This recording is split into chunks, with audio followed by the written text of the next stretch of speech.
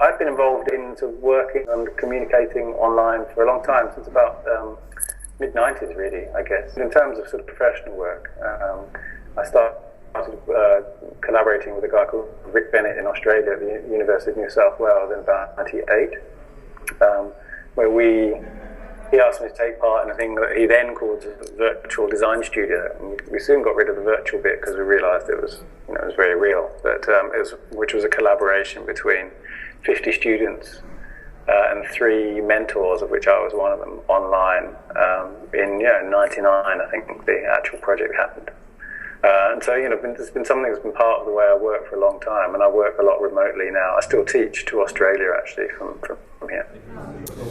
I think design is one of these areas that's dynamically evolving, and we have to engage in that fully. We have to be thoughtful about what we're going to do about these things. We have to engage and use all appropriate technologies to do that in a more effective manner. Well, I work with Eric, and I was involved in writing the bid with him, and I was interested in the ways that technology is impacting on the way that we collaborate and the way that we do design work. And I've been involved for a lot of years in lots of different projects where I've been working with people who've been in different countries and different time zones, so it's something that I've thought about a bit, and it's interesting to me.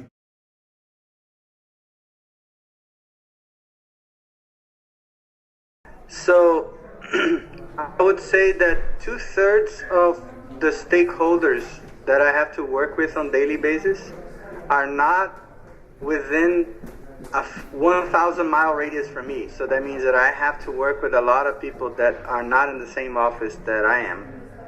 So I have to work with either product management or software architects that are not in the same location. So that means that I have to deal with distance and time zones on pretty much on a daily basis. So.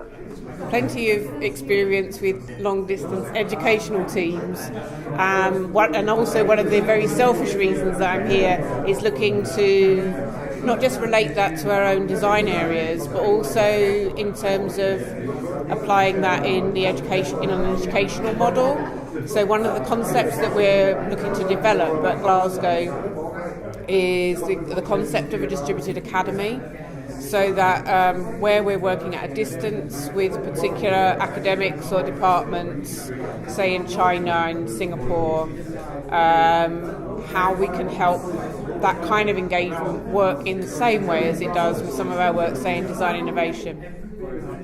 I've worked with teams from the UK, I've worked with people in Brazil, I've worked with people in Australia, and I've worked with people in a European network that I was involved with.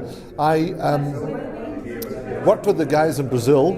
I was their international advisor, and we used to do several face-to-face meetings over, say, a 2-year period. We had about 8 face-to-face meetings, but we had a lot of other interactions. Telephone, obviously, email, Skype, and all of these sort of meetings. Then with the European network, that was 5 partners across Europe, ranging from academia and education.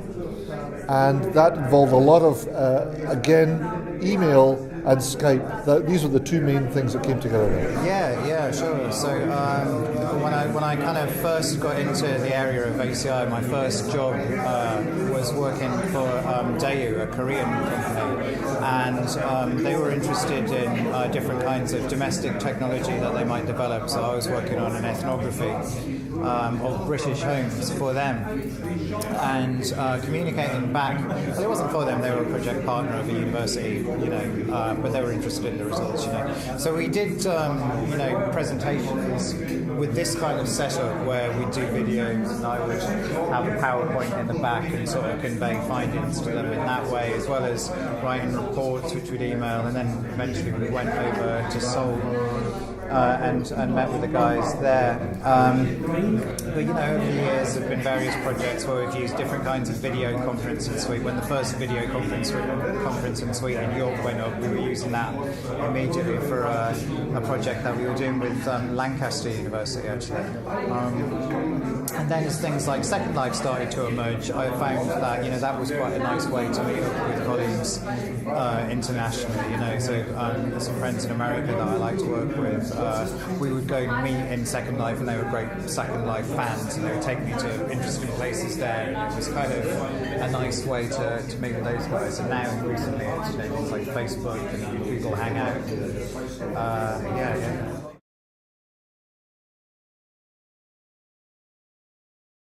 I use Skype quite a lot for one-to-one chats. I find it pretty awful for larger groups, because it's just too much kind of, hello, can you hear me? No, okay, you speak. No, wait a minute, no, and all that stuff. And sometimes it's easier to maybe just have audio. Sometimes it's easier to restrict the bandwidth. So what you do is you have like text going on, sort of multiple text chat or something, and then you're swapping files or something, or maybe you have that alongside some kind of screen sharing, I think.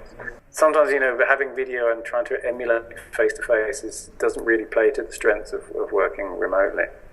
Sometimes text is more powerful or more useful because it's sort of asynchronous.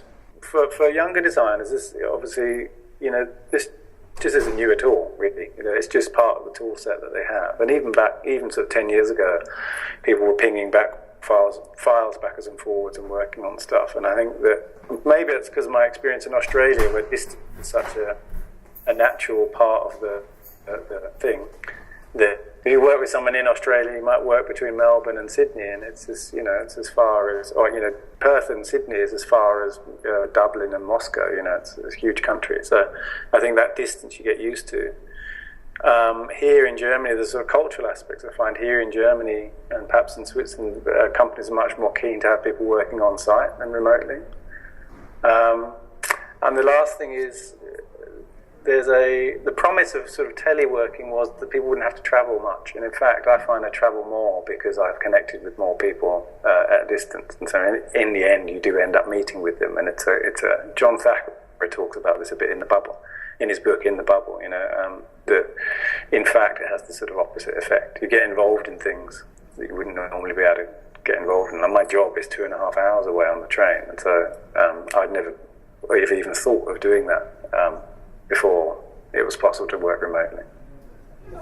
Yeah, loads of technical issues, time differences, language differences, cultural differences, what's polite, what's not polite.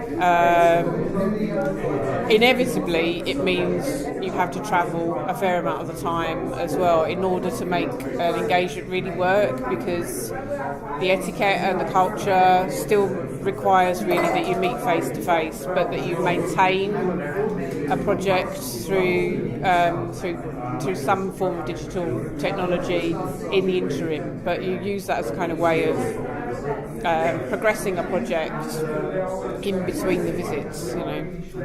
I think actually sometimes the delay is useful. So where we've been doing stuff with Singapore, and I've done a lot of work with Singapore over the last 7 years, you know what the time difference is. And you can send them something which they will look at and digest in their daytime and then come back to you. So you're constantly working sort of like long distance ping pong. So you accept that it's not synchronous, and actually that's quite good for the working relationship. Well, the biggest challenge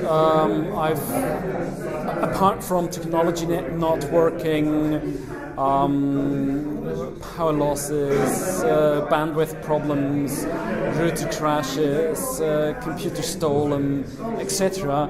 Apart from all these issues, probably the most difficult thing is when there is a large group in one place and several people connecting in through a one-to-the-group connection, because typically the group then is not aware that they're in a digitally mediated conversation situation.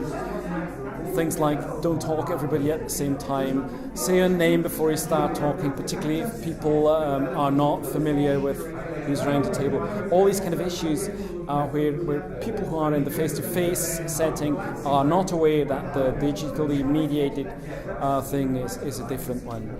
And the other issue apparently is particularly when using video conferencing, that people are not used to use video conferencing. They don't know that they have to mute their microphone when they're not talking, all these kind of things. And the third thing, particularly with Skype conferences, of 3, 4, 5, 7 people, you suddenly notice that there are only 2 talking and the rest is somewhere. And then you ask their names and they're not reacting until you say ping them in the chat or something. They've been doing somewhere else on their computer, checking their mail, filing their filling their timesheets or anything like that. I think that's the 3 main issues with this kind of mediated communication.